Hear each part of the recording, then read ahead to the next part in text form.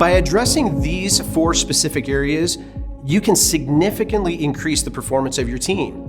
Well, why would it be these 4 specific areas? Because these 4 specific areas actually slow you down and start removing trust away from the ecosystem of your team. The first one of these things is just the idea of Bullseye. Now, as a senior leader on your team, the one thing I would challenge you with is to make sure that you're able to put yourself in the shoes and in the chair of the person that you serve. One of the questions that you want to consistently ask your team members is, do you clearly understand what the win is as far as your role and the function on this team? What you'll find is that if a team member is moving a little bit slower, they might be a little hesitant.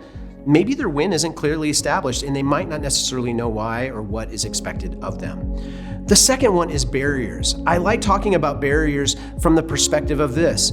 Does your team member actually have the authority to identify and remove the things that are slowing things down? This is a really big exercise of trust because we put people in certain positions because we want them there in the first place, but are we actually giving them the authority to be able to remove obstacles that are slowing the whole machine down? That's important. The third one is boundaries.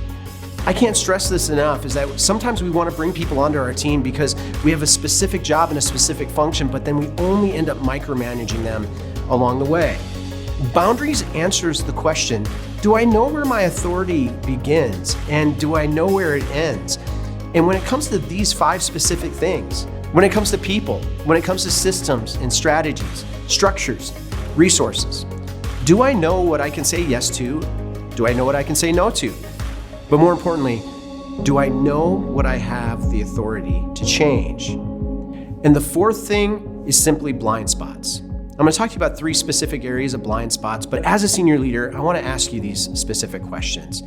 The first one is just blindsided. Have you ever found yourself in a situation in which you were blindsided by something that you just didn't see coming? Something just knocked you off kilter and just came out of nowhere. It was a tornado. You had no idea where it came from, but you just lost your footing and it messed things up. Maybe it was a staff transition. Maybe it was a faulty product, but something caught you off guard and it blindsided you. The second one is blind spots on your team. Do you feel like your team is collaborative, that everybody's looking out for everybody else's back and that we're working together as one cohesive unit, working together to accomplish a common goal? And then the third one, it's just simply this, is do you ever feel like that you've raised a yellow or a red flag when it comes to just pointing out a blind spot in the organization, something that could be a danger zone? Do you feel like your voice was heard? Does your team feel like their voice is heard? These 4 specific areas, when addressed, they can speed up your organization more than you could possibly ever imagine. But more importantly, it elevates your trust to a level that you've never seen before.